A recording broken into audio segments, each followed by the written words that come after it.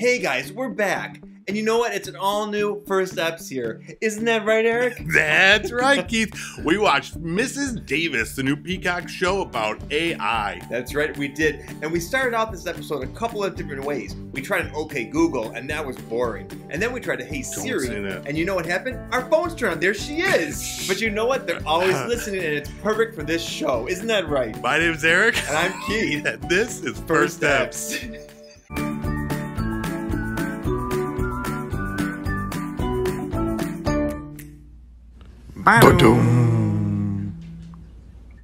What's up, everybody? Welcome to another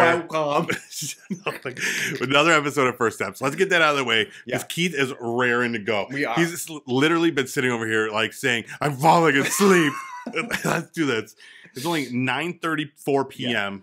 on a Tuesday night. But it's been a long day. I taught today. I had 3 open houses, and then we had to go and talk to someone in North Campus, and it was really far. Well, you know what? You look great. Well, you don't say so. Thank you. Yeah. But get the energy up. Yeah, it's up. Because we were excited for this show for a long time. Mrs. My Davis. hands are up now too. Oh yeah, look at he's better. Who recuperated this first? Guy. Oh, bye. I got a cast on still. That's the cast comes off tomorrow. Nice. I was gonna fist bump you, but that would hurt me more now. Yeah, probably. It's very very hard. The cast. Yeah, it goes off tomorrow. That'd be great. So next week we're gonna be like ready to go. A new man. A new man. I'm gonna have like a whole new like forearm. I can't wait to see. It probably shrunk. Do you think it's gonna be like cool? It's like they'll take this off and there's just like a different person's forearm underneath. Yeah. Oh, absolutely. Like in the transplant. I think it's just gonna be a bone. Yeah, so it's been a few weeks with this thing out. We did not do a show last week. We watched the show, and then just something came up, and we couldn't record. We couldn't do it. We watched Jury Duty. It was better than we thought. Thumbs up. Mini review. Yeah, mini review. I would get that. Actually, I would give that a 6 out of 10. I like Jordan more than I thought. Yeah, I would give it a 6.5 out of 10. All right, 6.25. There you have it. Mini review. Yeah, check out Jury Duty. It's on Freevee, so everybody has access to it. And it's like a fake reality show with James Marsden playing his best role ever. Yeah, so like when you go to Freevee like I do to watch your Murder, She Wrote, take an hour in between the 3 episodes that you're watching from the 1982s. Take a little spin on the Jury Duty. Exactly. And it's only a half hour. You watch 2 episodes in the time of a Murder, She Wrote. You could. That's true. Yep.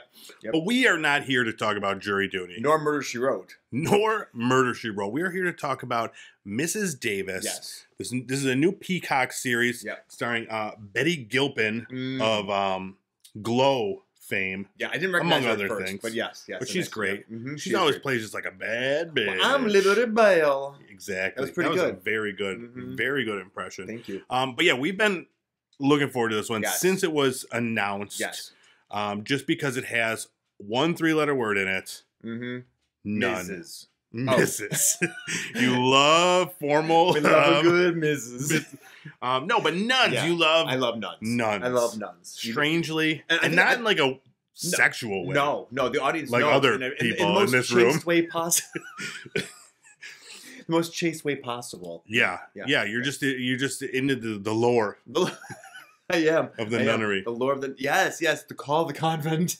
So we were looking for even though you nor I had any clue what this show was about. Yeah, and we still don't.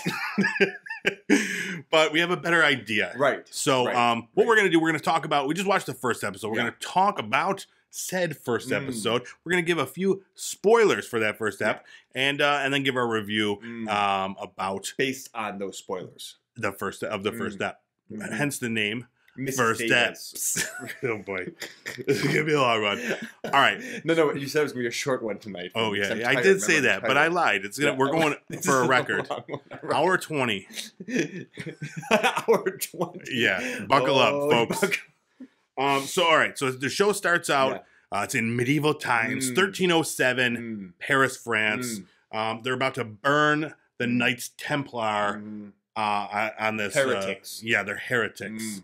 I know nothing about history or the Knights Templar or France. So this was all, I was like, sure. Yeah. And this is all canon, 100%. Yeah, I'm sure you were like, that's exactly right. Because you know about this stuff. I mean, I don't know. There are rumors that the Knights Templar have the Holy Grail and that they have hidden it in certain places. I've heard that it's in England. I think I've heard it's in Spain, maybe Portugal. So yeah, it was. There's a lot of thoughts as to where it could be. I saw the Indiana Jones movie. Yep. That was somewhere like in Brazil, wasn't it? I don't remember. I don't know if that was in. I always get them confused. Indiana Jones. Was there a Holy Grail in Indiana Jones? Yeah, I think there was. Indiana Jones and the Temple of the Holy Grail. Temple of the Holy Grail. Now I think we're thinking of Monty Python. Very confused. Yeah, kind of the same thing, yeah, right? Very similar. Okay, but right away, like, so then it focuses on this woman that's standing in the crowd watching these men get burned. Yeah. And then somberly, she's very sad. Very sad. Yeah. And then this amazing transition. It zooms into her face and then zooms out, and it's like the next day. Yeah, she pulls up the boots. Now, has she been like standing there the whole time? Yes, in mourning. So yeah, she goes back to her convent or whatever, and this awful Frenchman comes in and starts threatening the ladies. Nun. Slaps her right in the face. This beautiful little nun lady, Mother Superior. And she's taller than him. She wasn't little at all. He wants to know where the Holy Grail is. He's like, I know you work with the Knights Templar. We know no such thing. Fairy tales. Bam! His head goes flying off. Yes, we are the Knights Templar. We are. Oh man, that got me fired up. And then one of the most amazing televised sword fight scenes of all time. Yep. Just these nuns and these Frenchmen. Yep. Sword fighting, super violent. Guts flying over, swords through sternums, but they still fight. There's my favorite one. That was my favorite one too. The woman got stabbed in the back with a sword, and it came out the front, and then she like jumped at somebody and like jammed his face into her sword, sternum, which had the sword coming out of it. It was so over the top and so amazing. I was like, I am fucking in on Mrs. Davis right from the start. Yeah, this is why convents are cool. Yes, exactly. So they then tell her, the last living nun out of this group, take the Grail overseas. Yes. And then we cut to an island in the ocean. It says present day, not France. Not France. And there's a grizzled man shipwrecked there with a beautiful little kitty cat. A Persian cat. Yes. And so we find out that he's been shipwrecked for 10 years. And this was, I think, the only reason this guy's in it. I don't know. Maybe it's just to introduce the AI. Because then, like, they take him on the ship and they're like, oh, you've been gone 10 years. You don't know about her. Yeah. I thought it was a little weird also. And then he's like, what are you talking about? He's like, oh, yeah, she fixed the world, basically. She, she knows everything. She knows everyone. And she's got this earpiece in her ear. And then she hands it to him, and he's like, "Oh yeah, what's up?" And then we're into it.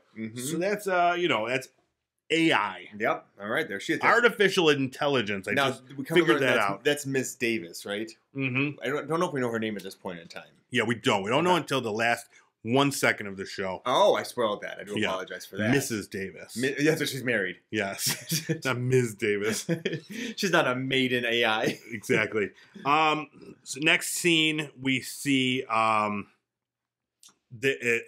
man, Reno, Nevada. There's a man and a woman driving in a convertible. Yep. And now you know that this is like a futuristic kind of time though, because she's got glowing earrings. Exactly. You know you're in the future. I loved. Yeah. But it was present supposedly though, right? It was present, yeah. It's just Reno, man. Everything's different. That's Reno, so Nevada. Cool there. Yeah. So cool. Yeah. So anyways, so they're driving along and she sees a cow in the middle of the road, steers the car into a billboard. Yep.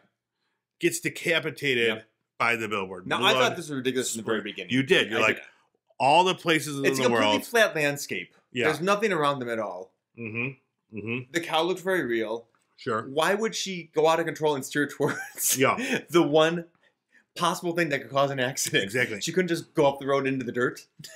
I'm like, what just happened here? So we come to find out that this was not real. You were correct. And I didn't realize you fucking murder she wrote that shit. And you're like, this is not right. I did. I saw through it. So, I didn't realize what I saw through at the time, but I did. This is the part where everything in this show happens so fast throughout the entire thing. And normally I would try to take notes of transitions or things that are happening, chunks. This one had so much random stuff happening. I just started writing words. So this segment has cow, sign, headless, cops, horse, Simone, CPR. CPR, blood. What the fuck? So all of a sudden, Betty Gilpin comes riding up on a beautiful horse. A horse. Yeah. And goes over to this car where the headless woman is. There's these two cops that came. They're trying, this is extortion thing for money. I'm not going to get into the whole con. No, you got to watch it. And Betty Gilpin goes and she pulls the body out. She's like, we need to save this woman. She can still be rescued. Yeah, she starts performing CPR on this headless corpse. And the blood's just squirting out. I'm like, what is this show? Yeah. And then she's like, she knew that it was just like it was a fake so she was just person. Going with it too. Yeah. She's going with it, and then like lets the guy know that he's being conned, and these are magicians. And they open up the trunk, and there's the live girl lady. Yep, head on, glowing. Earrings, glowing. So I was like, again, I'm like, what? What is going on? I love it. No idea what's going on. Right. So, as Betty Gilpin is then riding into the sunset, the guy was there. Well, it was technically already dark. He was dark. And the sunrise. sunrise. That sounded good. Well, it's just riding off into the darkness. No, we can't gotta have some sort of thing she's riding into. Yeah. To the destiny. To meet her destiny. Yeah. Sure. But as she's leaving, a guy gets a phone call and it's like, "Are you Simone? This call is for you." And he's like, "She wants to talk to you." And she's like, "Yes." She's not a her. She's an it, and I'm not talking to her. Right? No, I'm not talking to it. It. Right. Yeah, I'm sorry. Right. Yes. Sorry. Exactly. Sorry, Simone. So yeah, she goes, and then she goes to like this place where she's eating falafel, and she gets with pineapple. Like, I didn't know how to explain this part. Like, they give her names, and she then goes and she does like little quests for someone. Side quests. It sounds like it's a agency of some sort. Yeah, where she's like a hit person or something, but like she's not killing people. She's like exposing fraud. Yeah, it seems or magician fraud. I'm not sure if it's just magician fraud. It's the Magician's Guild. Well, because then you kind of remember what he later does on say this. Shows. Yeah, yeah. I They're really all didn't know magicians. That part. Yeah. Anyways, so she's there and trying to figure out what she needs to do with her life. Yeah. She's angry. She does say that at one point, her believed to be Mrs. Davis caused the death of her father, which is why she's mad. So that was an important part to note. Next, we see she's on a farm with nuns. Yep, she really is a nun. A convent. Is this what they're called? A nunnery? Convent. Oh, yeah. I mean, some would call it a convent if you're not into the Catholic sisterhood, but yes. I don't know what you call these groups of nuns. A murder of nuns. I think you would just call it a convent, right? The sister, a flock, right? A flock of nuns? I don't know. I don't think it's called a flock of nuns either. That's seagulls. I think it's, a sisterhood? I don't know. Of traveling pants. Yeah. Anywho, she's living her best life at this nun farm. Yeah, convent. And making jam. Yeah. Just surviving. Yep. And avoiding she literally Mrs. Davis. She loves it. She loves it. Yeah. Now, this is where shit goes off the rails. So they go on a trip to sell their jam. Hawaiian ices everywhere. They pull over. God is stopping at Hawaiian ice. And as they're pulled over, this is like a weird like villain from a cartoon. Like a man up on a hill with a giant lens. Heats up their jelly. You knew it was going to happen. So that the jelly explodes. And that was, how they're going to make their money for the year. Yep. So now the nuns can't stay at this convent and they have to disperse. They've all been let go from God. Yep. So someone's going to like Timbuktu. Someone else is going to, they're going to help with like donkey rehabilitation. Exactly. They're all split up. Yep. God needs them in different places. Yep. But just previously, we found out that Simone said that she was happy to be where she is because everything was just perfect. Exactly. So we know, Simone knows that this is Mrs. Davis somehow trying to mess shit up. And she's right. She's right. The head nun, she asks her about it. She says, I thought I like this quote. I wrote down. Mother. The superior. Mother. She asked God for guidance. He sent me to her. So is Mrs. Davis more powerful than God? I don't know. That's one for the theologians. Yeah, that's a question that we're asking. Next scene, Simone is at a buffet. Again, this is where I resort to keywords. And those keywords are buffet, Germans, tranquilizer, chains, horse, Swedish dynamite. meatballs? I did almost put Swedish meatballs in, but I did not. Horse dynamite. That's right. Horse I talked dynamite. About that part. Yep. So it's as you know, you can follow along perfectly at home. I'm sure with that. I don't need to explain anything. We've all seen it before. Obviously, on the trope of television. But I will. There's a group of leather-clad Germans who tranquilize. What? Octaliebe. Yeah, exactly. They tranquilize. Scheitzer. Her Simone. That means shit. Scheinza. I think it's Scheitzer. Scheiße. I don't think it's Scheiser. I think it's Scheit. Scheiße. Not Scheiser. I might be. What if I'm saying something terrible? Maybe you are. Horrible. I have no idea. I might be. What saying if it you are? Too. I don't know. We just said it 4 times though, so we have to stop now. What if you're saying like really racist things? I don't think we did. I think we just said shit over and over again. Okay. So yeah, these Germans, they shoot her with a tranquilizer, take her back to this place, and they're asking her, "Where is it?" And she's like, "I don't know what it is. What you're talking about? What are you talking about?" Next thing you know, they got a TV with her beloved horse on there. Oh, I know. Covered in dynamite. With a giant dynamite on its backpack. Yeah. And they're like, if you don't tell us where it is, we're blowing up your horse. Yeah. So she turns the tables. Yep. Gets the German in chains. Yep. Head German in runs charge. Out. And HGIC. Head German in charge. Not the head exactly. Exactly. Runs out. And there's like a guy in a van saying, come on. Cockroaches. A cockroach van. Which doesn't go to him. No, there's another guy. A guy on a motorbike comes on a motorcycle. She hops on there. Yep. And they take off. The Germans run, shoot another tranquilizer. Germans. Yeah. Shooting with a tranquilizer. They have a tiny like motorcycle with a sidecar. Oh, I love that part. And one guy has like a giant like butterfly net. This show, it was like a fever dream, but not in a bad way. Like I keep saying, it was weird, but like it was weird. Yeah. But it all made sense in the long run. It was fun. Anyways, a whole bunch more shit happens, and we won't get into all of it. No, we can't. But the show ends with Simone finally going to talk to Mrs. Davis, and Mrs. Davis says that here we go. If you do one thing for me, you could have any wish. And Simone says, I wish you were shut off. And Mrs. Davis says, fine.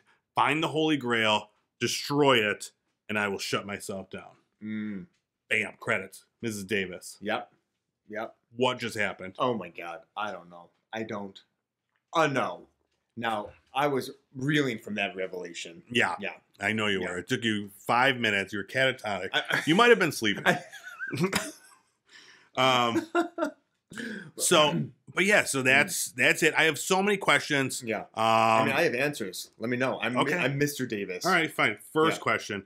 Have you ever used the ChatGPT thing? No, because don't you need to be like a member or something? You need to like get a seat or something, don't you? Not anymore. You could just sign up, but you do need to enter your personal information. Oh, I would never do that. Not to the AI? No. Not like they already don't have it already. Do you have my information? Absolutely. Yeah. So I did. I had not done it until today. ChatGPT. Oh, for this, just research. For research. Yeah. And I was like, I just asked it. I was like, tell me more about First Steps podcast. And she was like, I'm assuming this is a woman. ChatGPT. Oh, Mrs. Davis. Yeah. Mrs. GPT. What did she say? She said, I don't know what that is. So I stumped her.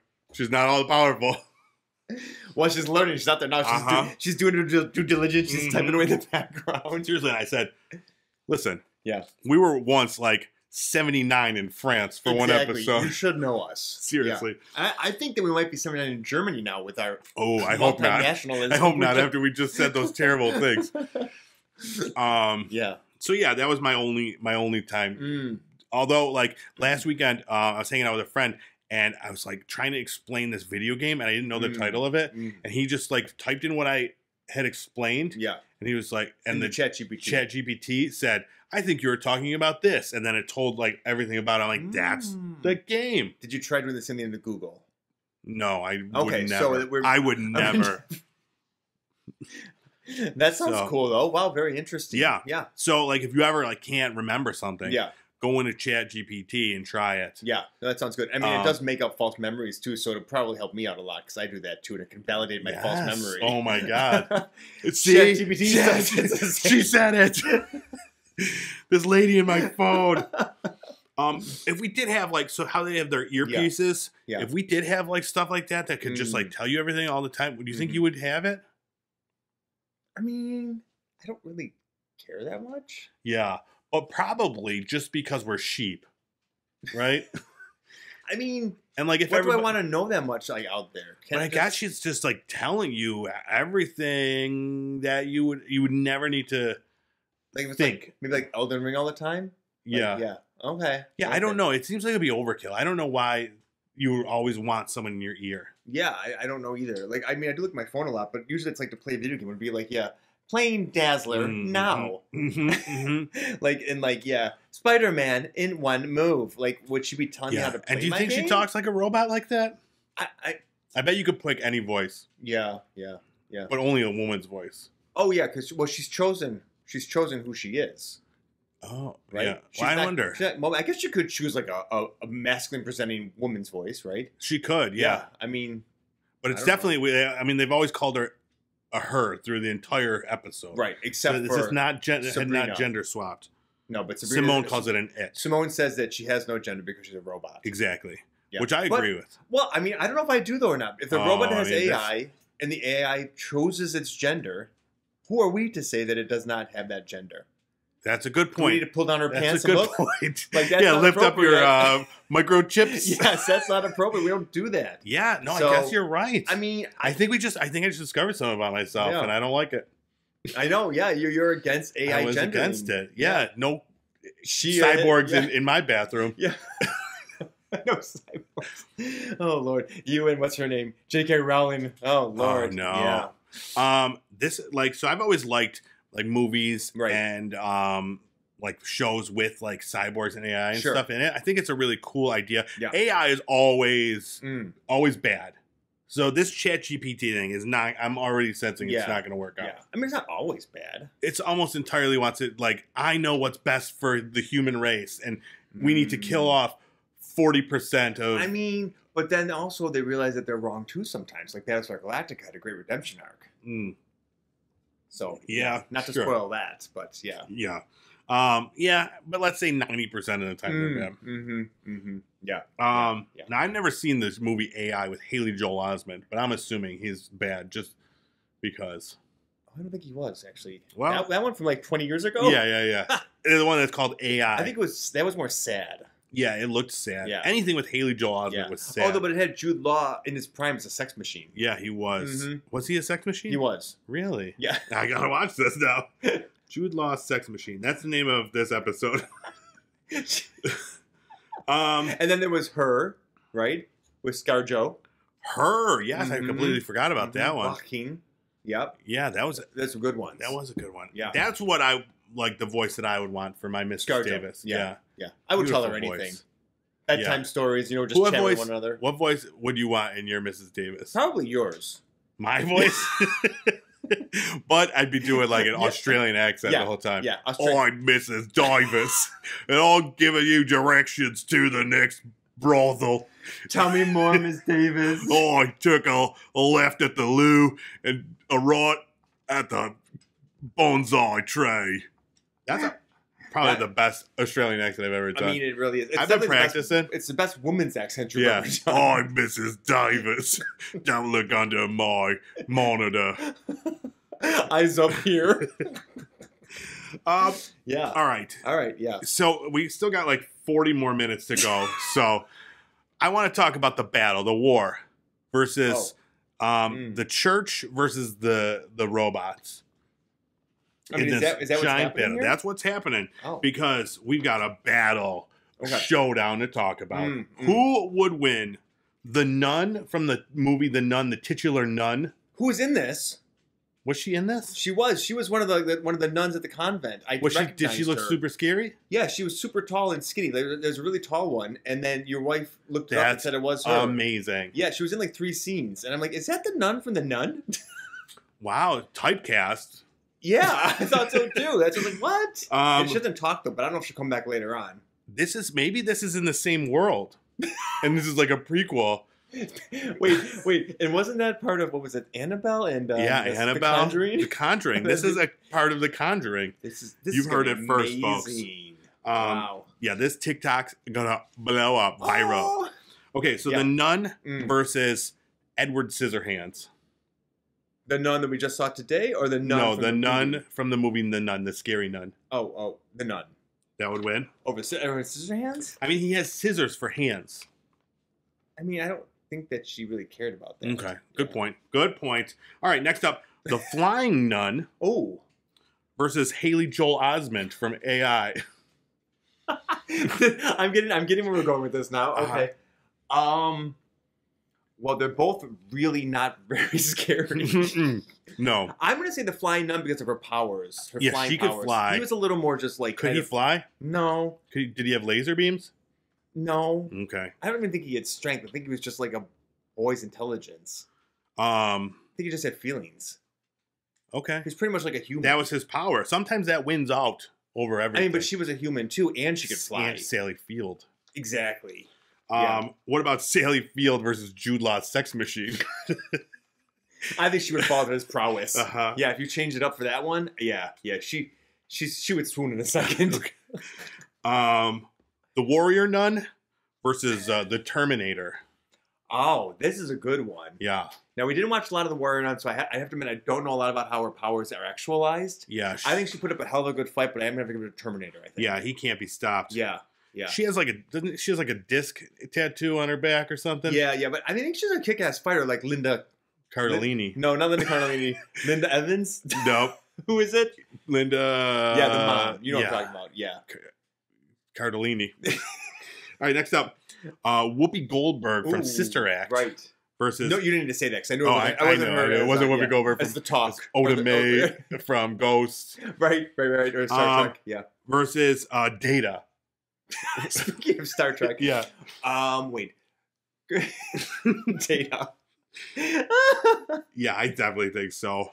I think Whoopi Goldberg loses to any Star Trek The Next Generation character. But Whoopi Goldberg did Star Trek The Next Generation. Exactly. She'll lose to that one as well. She might put up a good front against Data in that one because she had some weird abilities. Did she? She did. Wasn't she just like pathological? I think that's her now. Oh. No. You really didn't know? They didn't come out and say it? But anytime there was a Whoopi Goldberg episode, I shut it off. No, I'm kidding. I like the Whoopster. She's a little zany now, but yeah. Yeah. All right, and then last up. Oh, okay. Mother Angelica. with the eye patch at the end? Yes. Versus Max Headroom. Because I feel like, in my mind, they're like the same. You know what? Now, Mother Angelica has passed.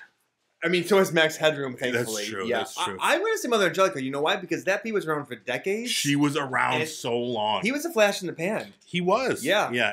Thought everybody thought he was going to be the next Sister Angelica. Mm-hmm. He was not. Mm-hmm. He was over fairly quickly. Yeah, and she had evolutions. I mean, she went from being, just another meek nun to being like a badass patch wheeling bee. The pirate nun, they called her at points. Yeah, and that was well deserved. Yeah. Honestly, dude, everybody knows who that is from that channel. Yeah. Like, she made that channel as a Catholic TV network. Oh, yeah. And that was her show. It was a go-to place. Yeah. But it was so weird how everybody has seen this woman before. Yeah. I mean, how could you not? You saw the one-eyed... The one-eyed nun talking directly at you. Yeah. You had to stop. Fall under a spell. Yes. Yeah. I definitely feel like I've watched it. I converted 3 times because of her. Like, just back and forth. Yeah. You just had her telling you to knock that foolishness up, and then Max Headroom was like, "Go touch penises." Yes. Yeah. You saw exactly into my 14-year-old head. Yes. So now, for the 90% of you who have no idea who Max Headroom is, just go Google it. It was this weird. Yeah. Or ChatGPT it. Yeah, ChatGPT it. Because she knows all. All right, let's get back to Mrs. Davis. Peacock show, 8 episodes in total, 4 of them out now. Oof, yeah. I want to hear your review. What's your official first steps review on a scale of 1 to 10? I really enjoyed it. I did not anticipate the level of camp that was infused into it, which I thought was great because it was well done. And there was enough emotion too that it didn't just feel completely like out of left field. Right. I really enjoyed it. I'm going to give it a 7. Wow, 7. Yeah. One of your highest rated shows. It is one of my highest ones. Yeah. I think we did one that was surprisingly much higher. Yeah. Or higher than I thought it was going to be. This one was surprised. I mean, I was very pleasantly happy with it, and I definitely want to watch more.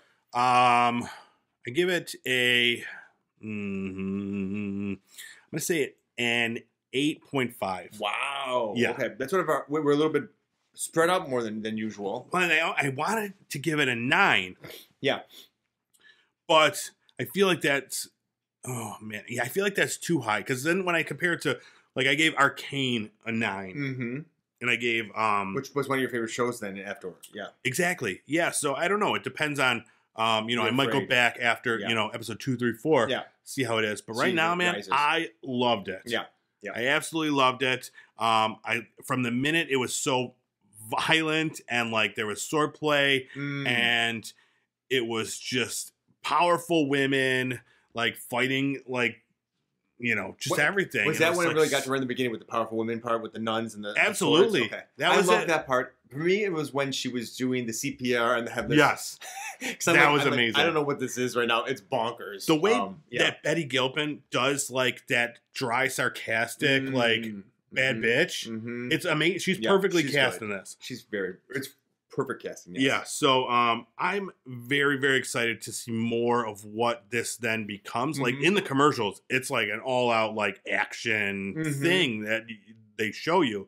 So and like she's got like she was either a magician previously or has like some magician's abilities. So because she knows magic, and I like how that's playing in because I've always been a fan of magic. Absolutely. I like nuns. You like magic. Yeah. I mean, this is a great Yeah, so definitely go watch Mrs. Davis. We want to know what you thought of Mrs. Davis. Go check it out. Yeah, and Jury Duty. Go watch Jury Duty too on Freevee. That was a great show too. So yeah, we've had some great TV shows coming at us. I just watched some other ones too. I'll put out some maybe like a mini first episode. People need to there's been some great stuff. They need to see it. Yeah, because mostly I'm saying I'll put it out later because I can't remember what the show is called. It's like Carrie Russell. It's like a political show about she's like an ambassador. It's great. She sounds amazing. Yeah, she is amazing. All right, thank you so much for checking out this episode.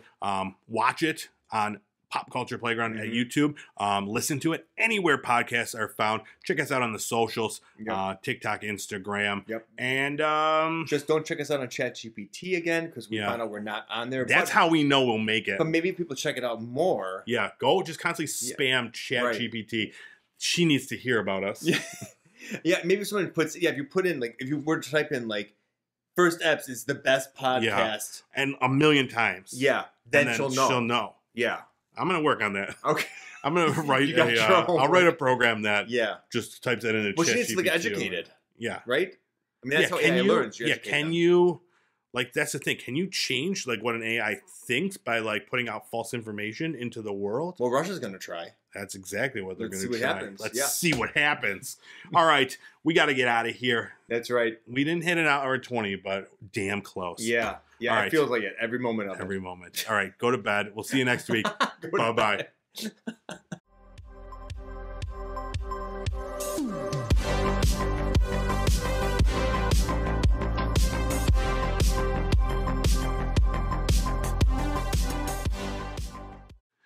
Hey, Siri.